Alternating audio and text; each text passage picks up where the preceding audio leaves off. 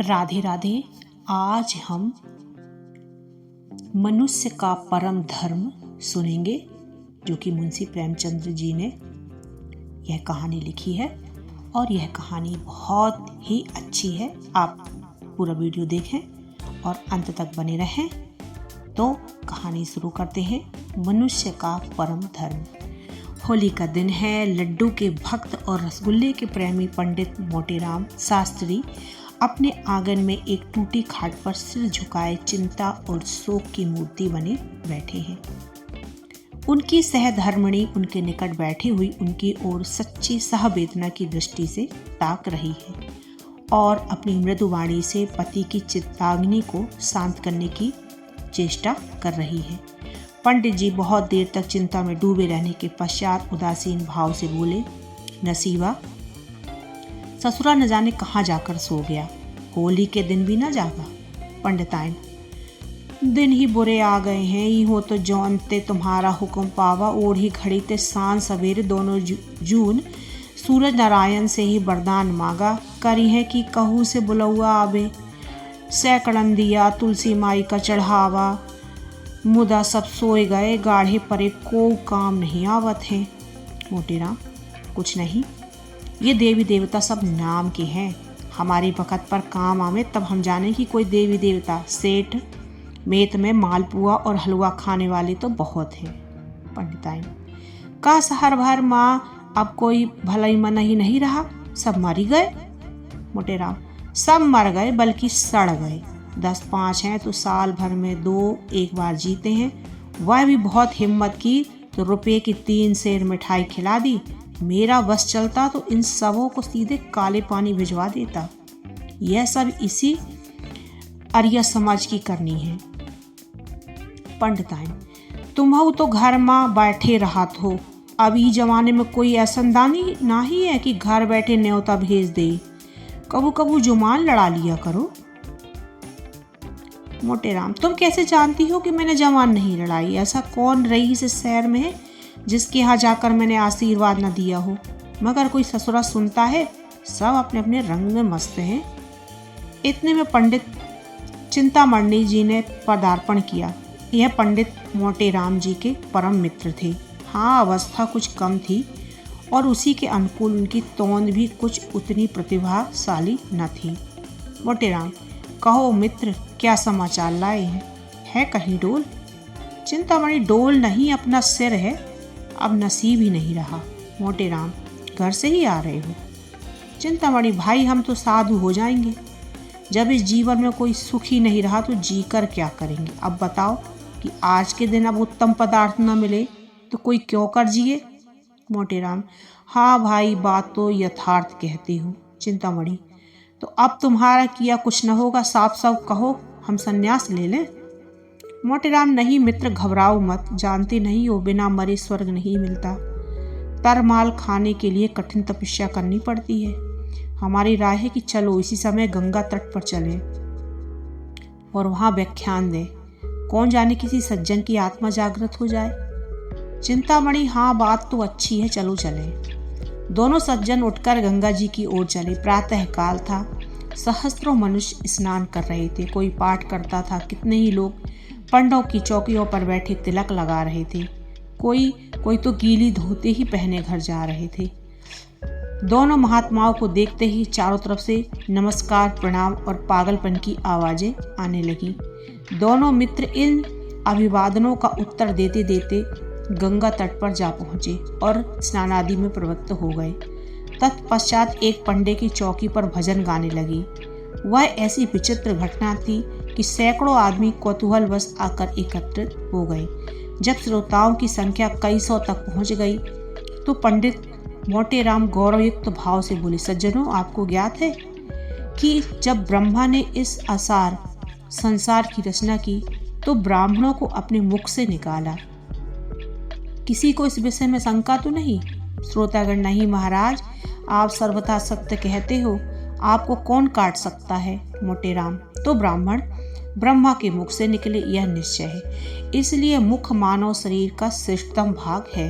अतएव मुख को सुख पहुंचाना प्रत्येक वाणी का परम कर्तव्य है। है या नहीं? कोई काटता तो हमारे वचन को सामने आए, हम उसे शास्त्र का प्रमाण दे सकते हैं। श्रोतागण, महाराज आप ज्ञानी पुरुष हो, आपको काटने का साहस कौन कर सकता है? मोटेराम, अच्छा, तो जब यह निश्चय हो गया है कि मुख को सुख देना प्रत्येक प्राणी का परम धर्म है, तो क्या यह देखना कठिन है कि जो लोग मुख से विमुख हैं वे दुख के भागी हैं? कोई काटता है इस वचन को? श्रोतागण, महाराज आप धन्य हो, आप न्याय शास्त्र के पंडित हो। मोटेराम, अब प्रश्न यह होता है कि मुख को सुख कैसे दिया जाए? हम कहते हैं जैसे तुम में श्रद्धा हो, जैसा तुम में सामर्थ्य हो, इसके अनेक प्रकार हैं। देवताओं को गुण गाओ, ईश्वर वंदना करो, सत्संग करो और कठोर वचन न बोलो। इन बातों से मुख को सुख प्राप्त होगा। किसी को विपत्ति में देखो तो उसे ढाढ़स दो, इसमें मुख को सुख होगा। किंतु इन सब उपायों से श्रेष्ठ, सबसे उत्तम, सबसे उपयोगी एक और ढंग है। कोई आप में ऐसा है जो उसे बतला दे? कोई बोले। श्रोतागण, महाराज आपके सम्मुख कौन मुंह खोल सकता है? आप ही बताने की कृपा कीजिए। मोटेराम, अच्छा, तो हम चिल्लाकर गला फाड़ कर कहते हैं कि वह सब इन सब विधियों से श्रेष्ठ है, उसी भांति जैसे चंद्रमा समस्त नक्षत्रों में श्रेष्ठ है। श्रोतागण, महाराज अब विलंब ना कीजिए, यह कौन सी विधि है? मोटेराम, अच्छा सुनिए, सावधान होकर सुनिए। यह विधि है मुख को उत्तम पदार्थों का भोजन करवाना, अच्छी अच्छी वस्तुएं खिलाना। कोई काटता है हमारी बात को, आए हम उसे वेद मंत्रों का प्रमाण दें। एक मनुष्य ने शंका की, वह समझ में नहीं आता कि सत्य भाषण से मिष्ट भक्षण क्यों कर मुख के लिए अधिक सुखकारी हो सकता है।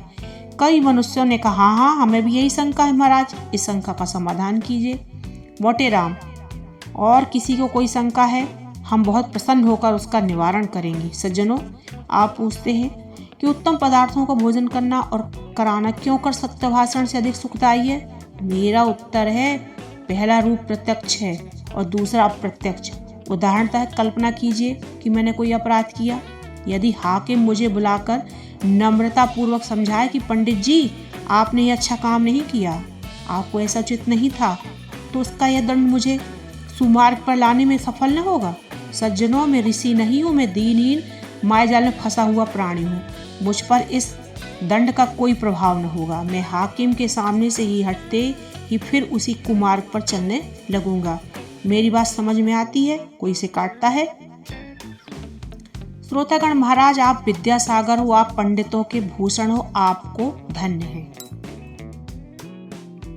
अच्छा मोटेराम, अच्छा, अब उसी उदाहरण पर फिर विचार करो। हाकिम ने बुलाकर तत्क्षण कारागार में डाल दिया और वहां मुझे नाना प्रकार के कष्ट दिए गए। जब जब मैं छूटूंगा तब तक वर्षों तक यातनाओं को याद करता रहूंगा और संभवतः कुमार्ग को त्याग दूंगा। आप पूछेंगे ऐसा क्यों है? दंड दोनों ही है, तो क्यों एक का प्रभाव पड़ता है दूसरे का नहीं? इसका कारण यही है कि एक का रूप प्रत्यक्ष, दूसरे का गुप्त। समझे आप लोग? श्रोतागण, धन्य हो कृपा निधान, आपको ईश्वर ने बड़ी बुद्धि सामर्थ्य दी है। मोटेराम, अच्छा, तो अब आपका प्रश्न होता है उत्तम पदार्थ किसे कहते हैं? मैं इसकी विवेचना करता हूँ। जैसे भगवान ने नाना प्रकार के रंग नेत्रों में विनोदार्थ बताए हैं, उसी प्रकार मुख के लिए भी अनेक रसों की रचना की। किंतु इन समस्त रसों में श्रेष्ठ कौन है? यह अपनी अपनी रुचि है, लेकिन वेदों और शास्त्रों के अनुसार मिष्ट रस माना जाता है। देवतागण इसी रस पर मुग्ध होते हैं। यहाँ तक कि सच्चिदानंद सर्वशक्तिमान भगवान को भी मिष्ट पाकों से ही अधिक रुचि है। कोई ऐसे देवता का नाम बता सकता है जो नमकीन वस्तुओं को ग्रहण करता हो? है कोई ऐसी एक दिव्य ज्योति का नाम बता सके? कोई नहीं। इसी के भांति खट्टे, कड़वे और चरपरे कसैले पदार्थों से भी देवताओं को प्रीति नहीं है। श्रोतागण, महाराज आपकी बुद्धि अपरंपार है। मोटेराम, तो फिर यह सिद्ध हो गया कि मीठे पदार्थ सब पदार्थों में श्रेष्ठ है।